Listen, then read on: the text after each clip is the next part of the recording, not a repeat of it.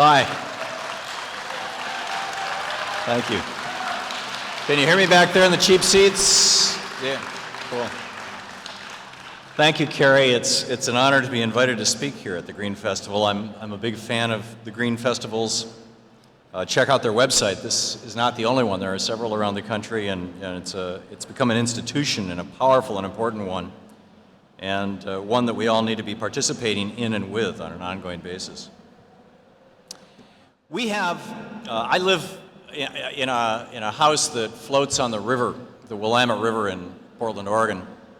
And so my backyard is a square chunk of wood that floats on the river that when we first moved in 2 years ago, a goose was occupying. Actually, he moved in there about a week after we did. And every time I stepped out on the back porch, this goose would come running at me, like that, flapping his wings around, and I was like, whoa, what's this?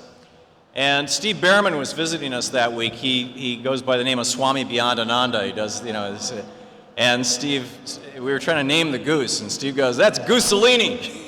it's like, and I was trying to figure out what it was that Gooselini was saying to me. I mean, it was really clear that he was saying, don't step out on the back deck. I got that. But interspecies communication is not always so accurate or so competent. For that matter, communication within the human species can be a challenge, which we're going to talk about in just a second.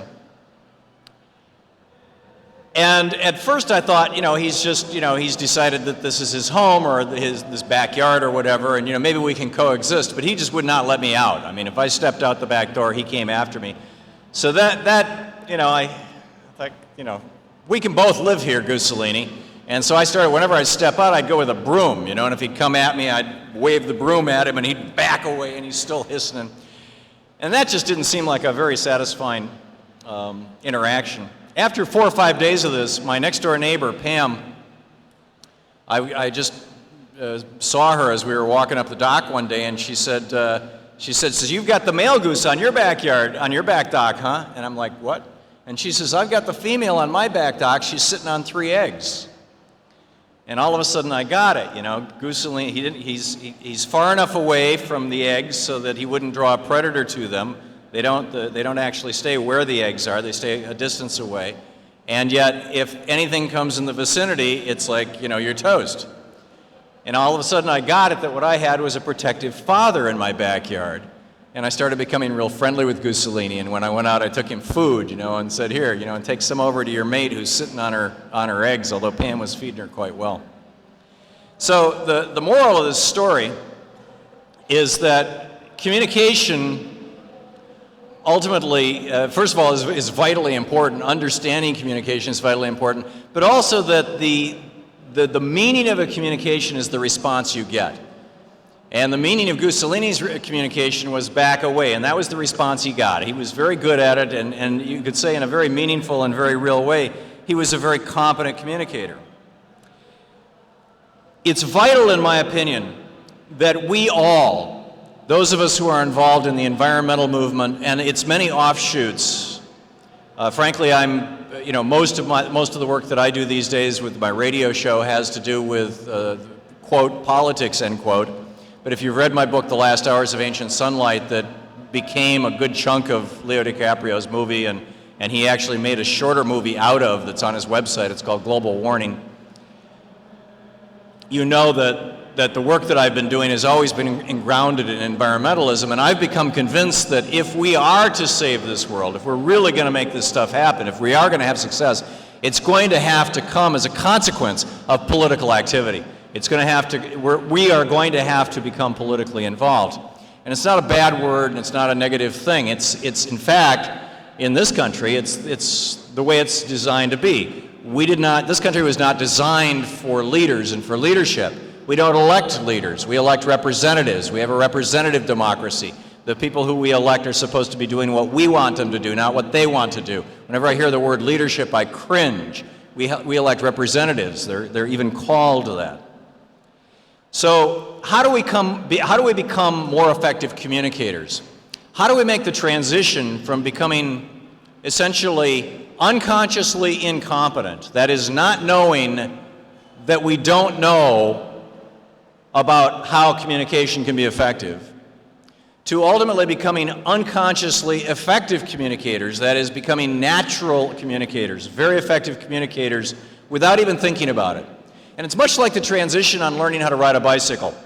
The first time you get on a bicycle, and all of us have probably had this experience, first time you get on a bicycle, you are unconsciously incompetent. You don't even realize how hard it's going to be.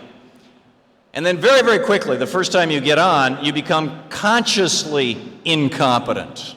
Right? You get on and you fall off and you go, whoa, I can't do this. You know that you can't do this.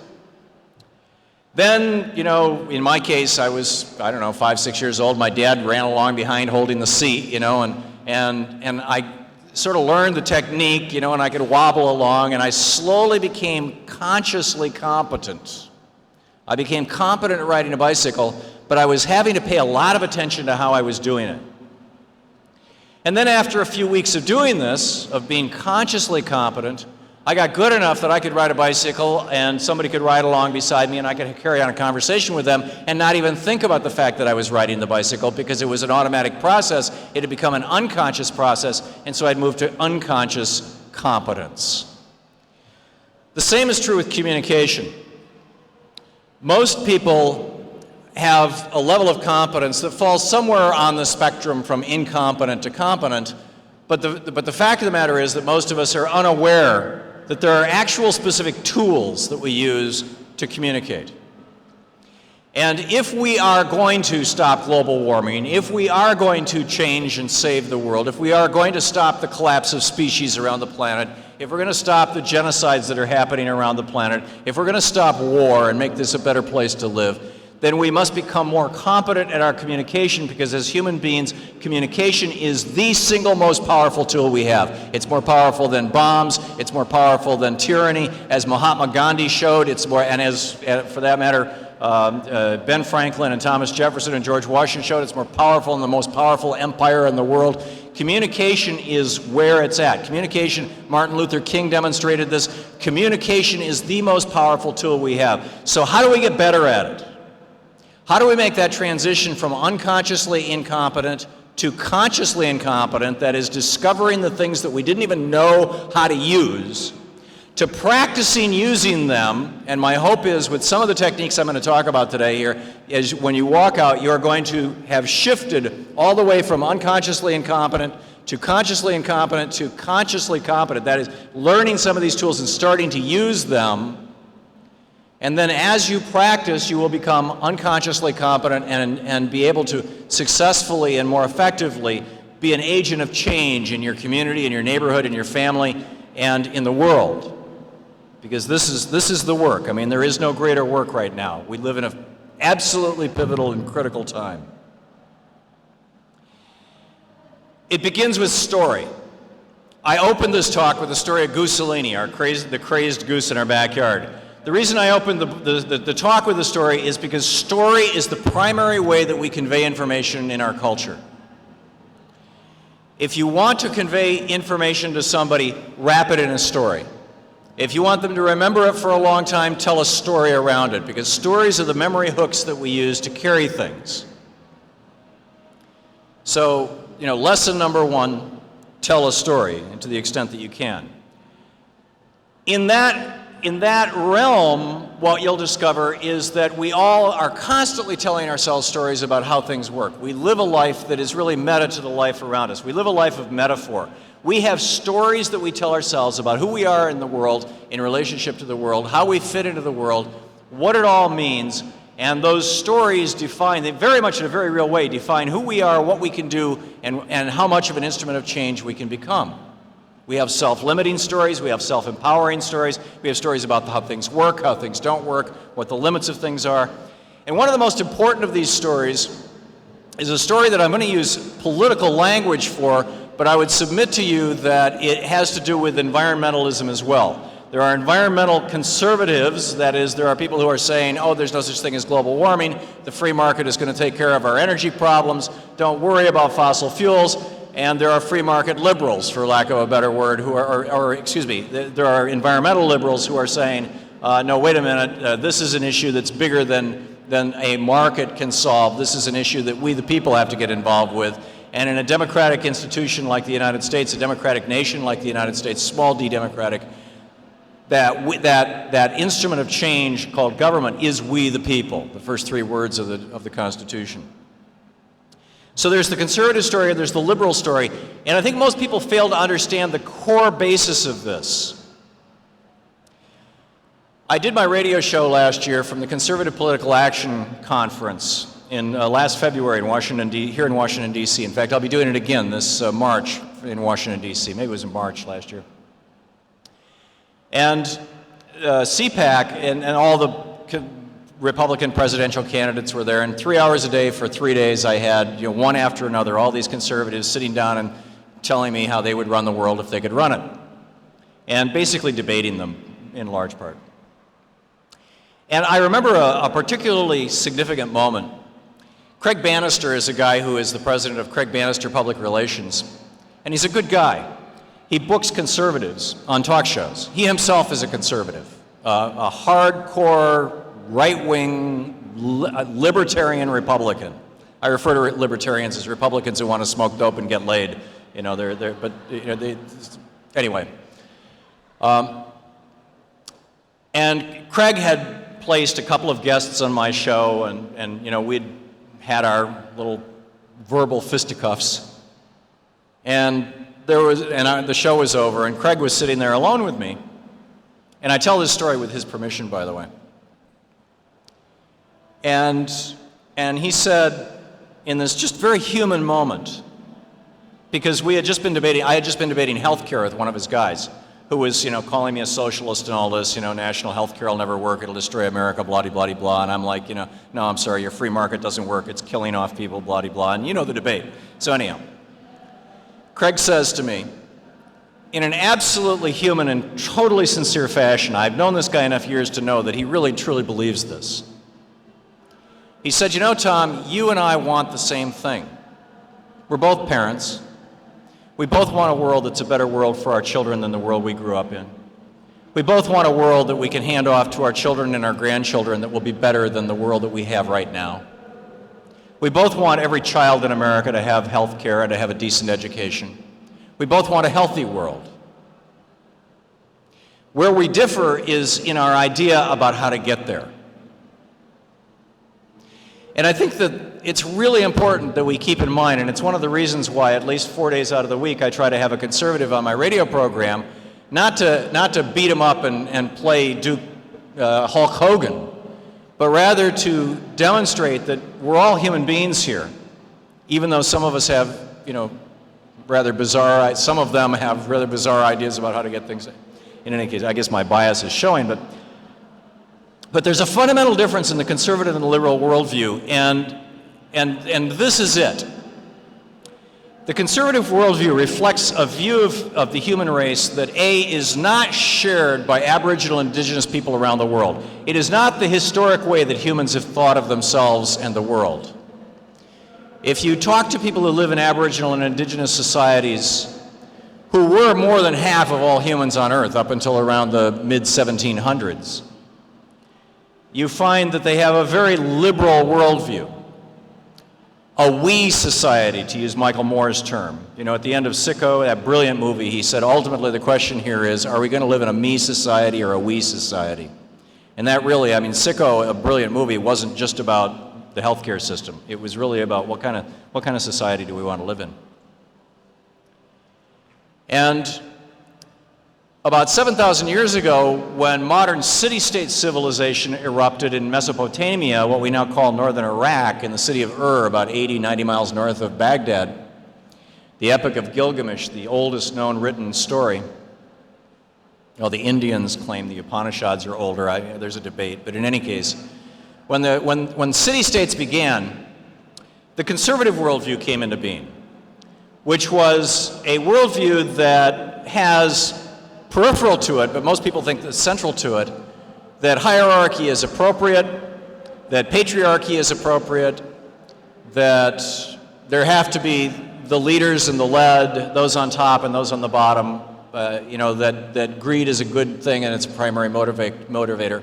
And there's still a lot of people who fundamentally believe this. And it held and that God acted through people on earth, specifically kings and queens. And it pretty much held the thinking of civilized people, in quotes, up until the 1600s. And in the 1600s, a liberal revolution occurred. It started with Thomas Hobbes in the 1630s. He was the tutor to Charles II, and King Charles II, who became King Charles II. And in his book, Leviathan, he was the first person since the Greeks, in almost 3,000 years, to suggest that all men are created equal, to use his phrase. Now, back then it was all men, but we've evolved a little bit since then. But nonetheless, that there was some sort of inherent human equality. This is a radical idea at the time. And it was the beginning of the liberal revolution that we refer to as the Enlightenment. Now, Hobbes then went the next step, and in doing so defined modern-day conservatism, which had its grounding in this liberal and radical idea, which ultimately, by the way, led to the Glorious Revolution in the early 1600s, after Charles II became king, and then he was followed by James II, who was such a schmuck that the British overthrew him and said, no, enough of kings already. But Hobbes then went to the second step, and his second step was that the intrinsic nature of humans is evil. That all of nature may have goodness built into it, that balance in nature is fine and all that kind of thing. But humans, we're unique, we're special, and we're evil. This was Hobbes's pitch. And in fact, his famous quote from Leviathan, the book that he wrote that laid this out, he was talking about what would happen to human societies without either an all-powerful church or an all-powerful state, or both.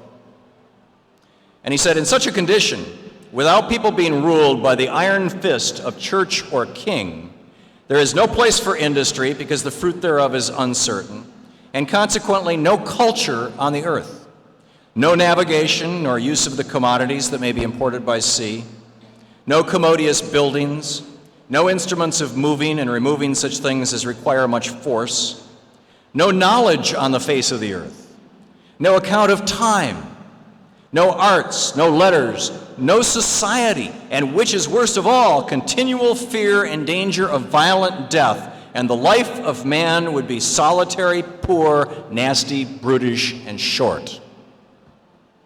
So in 1635, although Hobbes brought us this radical notion of people being equal, which led ultimately to the downfall of kingdoms and created the argument for Charles II in 1638, as I recall, being the first king to actually share power with Parliament. He also echoed this notion, which is found in many of our religions, that probably because Eve talked Adam into eating that apple, and this has justified 7,000 years of the oppression of women, that we are fundamentally flawed and sinful. A generation later, 20 years later, John Locke, another British philosopher, wrote his two treatises on government. And in this, Locke said, Hobbes has this thing about equality right, but his idea that all humans are evil is wrong. And over in France, Jean-Jacques Rousseau was writing about this. A lot of exploration was going on in the late 1500s, early 1600s, into the Americas, the North Americas, and the Central and South Americas, into Africa. And all these stories were coming back to the Europeans about Aboriginal and indigenous people whose lives were actually quite good, thank you very much. In fact, Jean-Jacques Rousseau coined the phrase, the noble savage. And, the idea that, these people actually have a pretty good life. Maybe they have something to teach us. And so Locke came along and said, yeah, all people are equal, and people at their core are fundamentally good. Now, this was an absolutely radical concept. Every government in the world rejected it. Locke, throughout the 1600s, was considered the most radical of the radical philosophers. And he termed the phrase life, liberty, and estate, or private property. That every man is entitled to life, liberty, and private property. Well, Locke's writings inspired the founders of this country. And Thomas Jefferson was one of the most outspoken of them. He absolutely believed, when he looked at nature and when he looked at the human race, that humans are intrinsically good and that nature is intrinsically good. And he going along with Locke rather than Hobbes. He was the first modern liberal. Well, he wasn't the first. John Locke arguably was, but the first to really go about building a nation. And in this, George Washington agreed with him, and Ben Franklin agreed with him, and many of his peers disagreed with him. John Adams disagreed with him, thought people were evil. Alexander Hamilton disagreed with him. At the first Constitutional Convention, said presidents should be elected for life and should have far more power. They should have the power of a king, because he just didn't trust people. John Adams used to refer to the rabble. We can't let the rabble have power. John Adams, our second president. But they all agreed that what was going on in England was intolerable, and so they kind of, even though they had their philosophical differences, they banded together and they created this nation. But in the Declaration of Independence, Jefferson wrote about nature's God. Right? When in the very beginning of the Declaration of Independence, he's talking about the laws of nature and nature's God. And John Adams and Ben Franklin edited the Declaration of Independence the day after Jefferson wrote it, and the day before it was presented at Carpenter's Hall in Philadelphia. And we still have the old copies that are marked up. And John Adams scratched out the word natures, because he thought that Jefferson was a pagan, and wrote in the Christian God. And Jefferson scratched that out and replaced it with nature's again and said, no, I see God in everything. And Adams was like, no, God's up there. And Jefferson was like, no, it's everything. Nature's God. You could argue he was one of our first environmentalists, too, who saw the sanctity and divinity of nature. So this fundamental disagreement between whether the intrinsic nature of humans is good and we are interpenetrated by nature, we are part of nature, which was subscribed to by the liberals among the founders of this nation, Jefferson, Madison, Jay, Carter, Washington, Mason, Monroe, versus the conservatives who were the founders of this country, who believed that the intrinsic nature of humans was to be evil, that you should have a veneer of a democracy, but not too much. Have that Senate just appointed by the states. You can't have them elected. We didn't get our Senate elected until about 100 years ago. And John Adams and Alexander Hamilton and some of the other founders. That debate is still going on to this day. And we have to, consider it in that context. And this is the reason why some people are willing to believe that the solution to our environmental problems is found in the, quote, free market, in the marketplace. Oh, we should just leave it to the corporations. Now, first of all, there's no such thing as a free market, other than, if you and I negotiated I'll wash your car, you mow my lawn. That's a free market. But that's not a totally free market, because what happens if you wash my car and in the process break it? Now we've got to have laws about, what's the meaning of property? How can I get compensation for that? Or if, if I ruined your lawn, or what if I didn't fulfill my end of the agreement? So even at that, even at barter, there has to be something larger. There has to be a body of law. There has to be instruments to enforce it, courts. There have to be places for malefactors, jails, or banishment, or whatever. There is no such thing as a free market. Markets exist within the context of a society, in the context of a culture. But nonetheless, there are devices within the marketplace, institutions, which operate on a singular morality, and that morality is profit, to make the most profit. And these are called corporations. And the reason why somebody who is a conservative, and again, I'm trying not to make this a value judgment. I have friends who are conservatives, and I understand their worldview, and I respect it. I disagree with it, but I understand it. And this isn't about good people and bad people, or about smart people and dumb people. This is about a fundamental different way of looking at the world. The reason why conservatives would want to hand over to corporations basically the governance of our country why they think that we should outsource our military to Blackwater, why they think that we should, privatize our road systems and our national parks and our schools and vouchers and everything else, is because they believe that people are fundamentally evil, and therefore an instrument which is entirely controlled by we the people, also known as a democratic government, must therefore be fundamentally flawed and evil. But an institution that answers to a single morality of profit is amoral. It doesn't have a morality. And therefore, it's better than the immorality of humans. Similarly, this is why liberals would look at a corporation and say, wait a minute, we need to control this corporation because it is amoral. We, the people, through the instrument of government, need to put regulation on these things. We need to put limits on it because it's amoral. And we are moral as human beings. We're intrinsically good. And like I said, I have these arguments with folks who have these different worldview all day long, and sometimes you'll never change their mind. I mean, this is the way they believe, and that's it. But what's important is to understand the story. Remember that this whole discussion started with story, is to understand the story, because when you understand the story and when you understand the worldview, then you can begin the communication. We've had this major transition in the United States. The New Deal from the 1930s until 1981.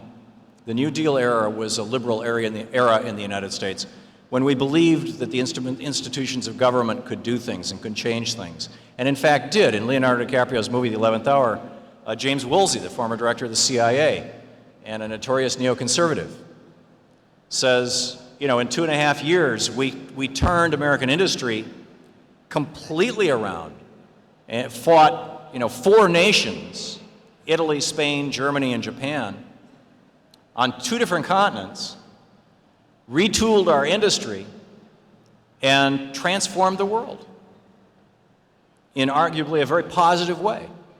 And therefore, he's calling, oddly enough, he's calling for us to do the same thing with the environment. That these are problems that are so large that they require all of us, not just individuals, and we can't just hope that General Electric is going to fix the problem. But that sea change happened in the election of 1980 when Jimmy Carter lost to Ronald Reagan. Because in 1979, in June 10th, 1979, Jimmy Carter announced that he was putting into place energy policies so that we would never again import into the United States more oil than we had imported in 1976. Up until 1974, the United States was a net oil exporter. Up until the 1960s, we were the largest oil exporter in the world. And then we hit peak oil in '74, and we are now the largest oil importer in the world. Well, Carter put those policies into place. He also put into place a solar bank. He said we're going to have 20% of the nation's electricity by the year 2000 generated by solar power. And he put that in place. And I remember about 12 years ago when Louise and I first moved to Vermont, traveling around the state looking for a house to buy, and seeing all these old off-the-grid houses that were built, with all the south-facing windows and all this, with the big slabs to catch the heat and stuff. And this is in a fairly northern climate. Every single one of them was built in 1979 or 1980 because of the tax breaks and the tax incentives and the government programs that Jimmy Carter put into place. Ronald Reagan came in and he said, this is nonsense. We don't want the government doing this. That's socialism. We're going to have private industry do this. And so he did away with those programs. He took Jimmy Carter's solar collectors off the roof of the White House, and basically stillbirthed that entire industry for another 30 years, although it's coming back now, in large part as a result of absolute consequence. So oddly enough, it gets back to story. Reagan and Carter both wanted the same outcome, a nation that was independent of foreign oil, a nation that could supply its own energy needs. Carter thought that we could do it with a Manhattan Project-style effort on the part of government. Reagan thought if we just left it to corporations, they would solve the problem for us. I think history has demonstrated that Carter was right, particularly when you look at what is happening in other countries in the world where there is government intervention. But nonetheless, we need not gloat about that. We simply need to get about changing it. One of the other stories, one of the other large frames that is used is the frame of freedom. And I find it very interesting.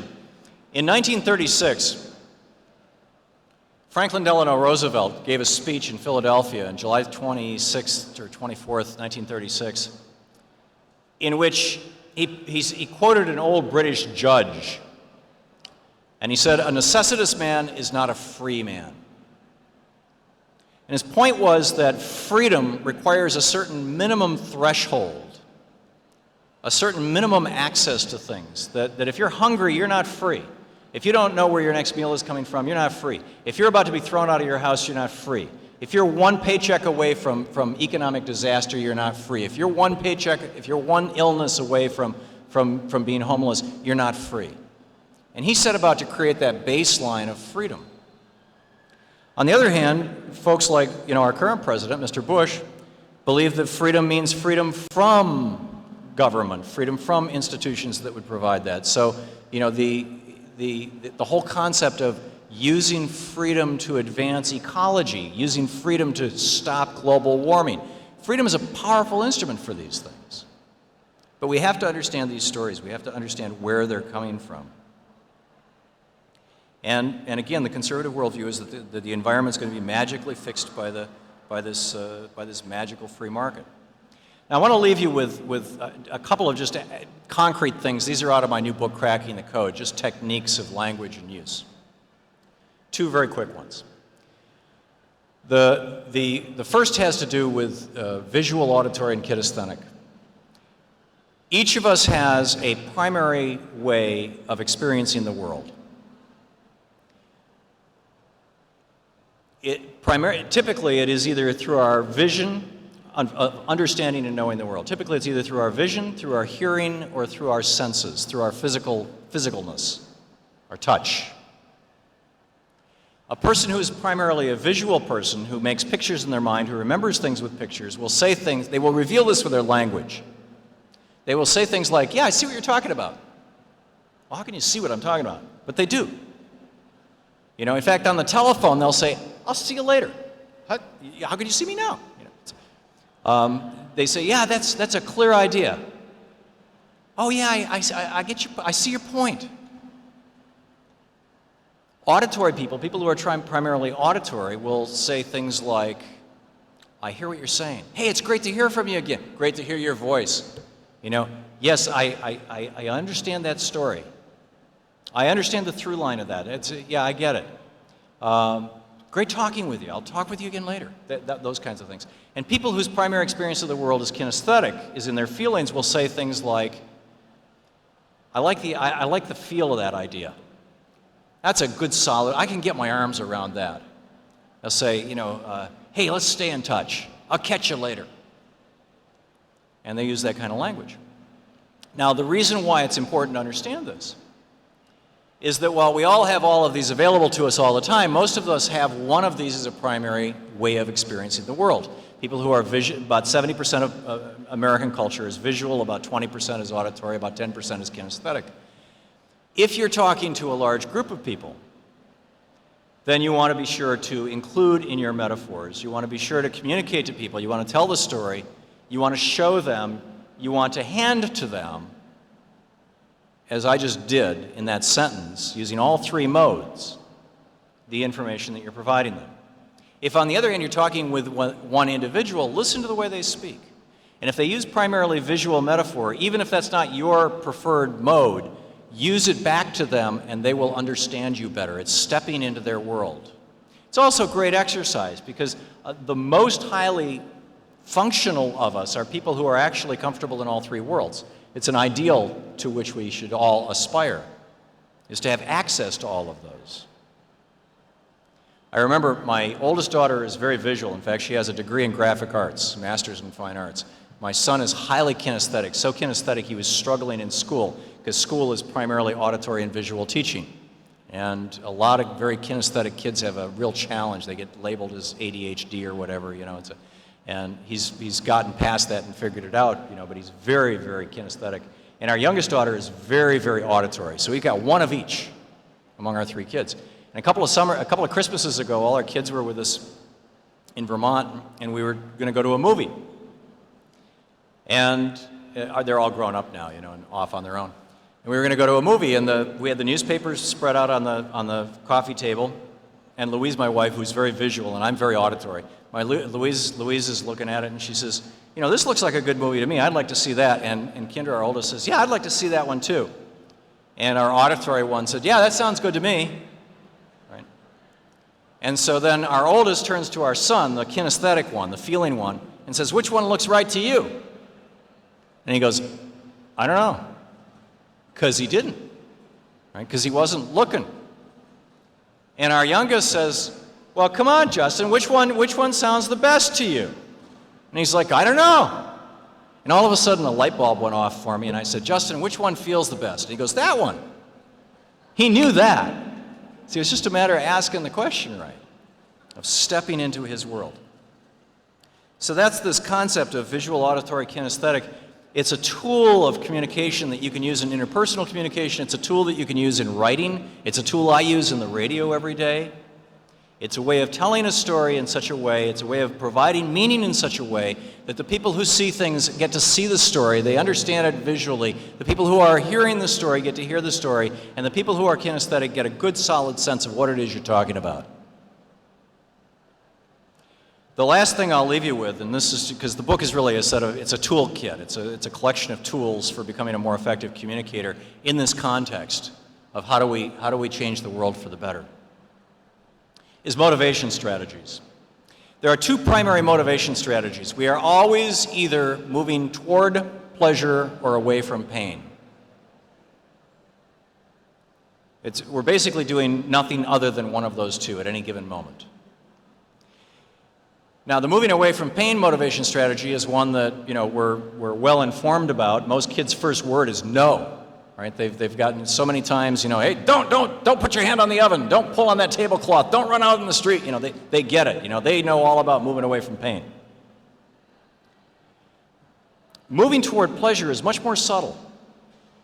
If we were to compare these to forces of nature, moving away from pain is like lightning. It's like electricity. Sticking your finger in the electric socket. Whoa, pain! Moving toward pleasure is more like gravity. It's subtle, it's slow, and it's irresistible. Over time, you can't stop it. But it doesn't have short-term power, it has long-term power. For example, I was talking about this on the radio program, and in fact, this example's in the book. And I asked people to call in if they had a really easy time getting up in the morning or a really hard time getting up in the morning. And I mean, really, really hard or really, really easy. And I ended up with a man and a woman calling in, and he had a really hard time getting up in the morning. She had a really easy time getting up in the morning. They both had jobs that they relatively liked and parts of their jobs that they didn't like. They both had people that they worked with that they liked and that they didn't like. Neither of them was particularly more or less satisfied with their job. It was actually a fairly good match. So I asked her, who had no problem waking up. She said she always woke up 5 minutes before the alarm went off. I asked her what she thought about before she went to sleep. In other words, what was her strategy for waking herself up in the morning? And she said, I always think about the fun I'm going to have the next day. I said, but there's parts of your job you don't like. And she says, yeah, I don't think about that. She says, I think about the people I'm going to see, the conversations I'm going to have. If I'm working on a project, I think about the positive parts of it. She said, I always think about what I'm looking forward to. I've just trained myself over the years to do this. And so then I turned to the guy and you know, on the phone, and I said, you know, what do you think about before you go to bed? And he's like, you know, I don't much give it much thought. And, you know, if anything, it's like, oh, geez, I better get to sleep, because if I don't, I'll wake up tired, and then it'll be a miserable day, and it'll be a miserable day. I won't get my job done. Don't get my work done. I'll get yelled at by my boss. If I get yelled at often enough, I'll get fired. If I get fired, I end up in the unemployment line. That's embarrassing. If I'm on the unemployment line, then my unemployment runs out. Pretty soon I get thrown out of my house, and now I'm walking around with a supermarket push cart, you know, begging for, you know, picking up cans and bottles and begging for money on the street corner. And so that's a pretty powerful moving away from pain strategy. Right? This guy had 3 alarm clocks. Each one had a snooze button. You know, he had them set 15 minutes apart because each snooze button went 5 minutes, so he went through 9 snooze buttons to wake himself up. Well, I would too if my picture on waking up was being homeless. Now, there are appropriate times to having moving away from pain strategies. If you're trying to motivate somebody not to run out in front of traffic to catch a ball, you know, a kid, for example, or if you're trying to warn somebody about dangerous behavior, you know, global warming. I mean, we're facing species extinction. We may have as much as half the planet's species gone within 30 years. This could be an extinction that could lead to the extinction of the human race. Now, there's a real serious moving away from pain motivation strategy. We're talking about, you know, the global ice melting and the ocean levels rising and environmental refugees and environmental and political disasters and famine and all this stuff. At the same time, though, we have to have moving toward pleasure strategies. The most powerful way of motivating somebody is to incorporate both. And again, let me echo what Carrie said in her introduction. Go see Leonardo DiCaprio's movie, The 11th Hour. I'm sure it's still playing here in Washington, D.C. Because it ends, the last third of the movie is all the moving toward pleasure stuff. Everything that we can do. Giving people the opportunity. You know, with existing technology, we can reduce our carbon footprint by 90%. With existing technology. Europeans consume 1/7 as much carbon as Americans do. And they're not poor. You know, it's a matter of some relatively simple and subtle lifestyle changes. The unfortunate reality is that with regard to politics and the political process that we have to use to drive changes in our environmental policies, the unfortunate reality is that elections, because they are short-term phenomena, tend to turn on moving away from pain strategies. It's called negative campaigning. Convincing people the other guy's a bad guy. And you always see it. It's interesting, you go back and you look at the Nixon-Kennedy debates, and I've actually recently re-listened to those debates. And Nixon never used pain. He never used moving away from pain. The first time that moving away from pain was used that I know of in a really big way, in a really scary way in a presidential campaign, was when Lyndon Johnson did the Daisy commercial against Barry Goldwater, the little girl pulling the petals off the daisy and the nuclear bomb goes off. It only played once. That ad only played once. And yet Johnson wiped out Goldwater in that election because of that, because it was so frightening. Well, what was, I guess to his credit, was that Nixon didn't use moving away from pain. Instead, he tried to paint a positive vision of America, a hopeful vision of America, and Jack Kennedy just did it better. People were more willing to believe Jack Kennedy's positive vision, so we had dueling positive visions. And it's a wonderful and important thing to build and hold a positive vision. And yet, you know, the negative campaigns will be coming, so I think it's important, you know, speaking of politics, because the book does speak to that to some extent, just at some length, that the most effective way to blow up a moving away from pain strategy is to ridicule it, to diminish it, or to reframe it, to put it in another context. And say, oh, you think that's bad? Wait, you know, think about this. Or, oh, you know, come on, give me a break. You're not really going to try that one again, are you? You know, to fundamentally reframe it, to recalibrate it. And it's very possible to do. So in any case, what I want to encourage you to do, if I may, is in your conversations and interactions with others, as we go forward in our lives, as you see people, as you talk with people, as you meet with people, to become an agent of change, to become an agent of freedom and democracy, to become an agent of what Jefferson called nature's God, to become an agent of all life on earth, because that's really what's at stake here, as well as the human life. And to do so in a way that carries passion and conviction and understanding and even empathy for those people who don't get it or who disagree with us. Because that's going to be the best way that we're going to bring all of us together in this and move us toward a great and beautiful world and get past the scary stuff. You know, as Thomas Jefferson said in 1800, in a short while, the time of witches will pass. And I really believe that in a short while, the time of witches will pass, that people are waking up across not just this country, but all over the world. They're waking up in record numbers. We are part of that awakening, and we are not fearful before that task. We can do this. We can change the world. Thank you.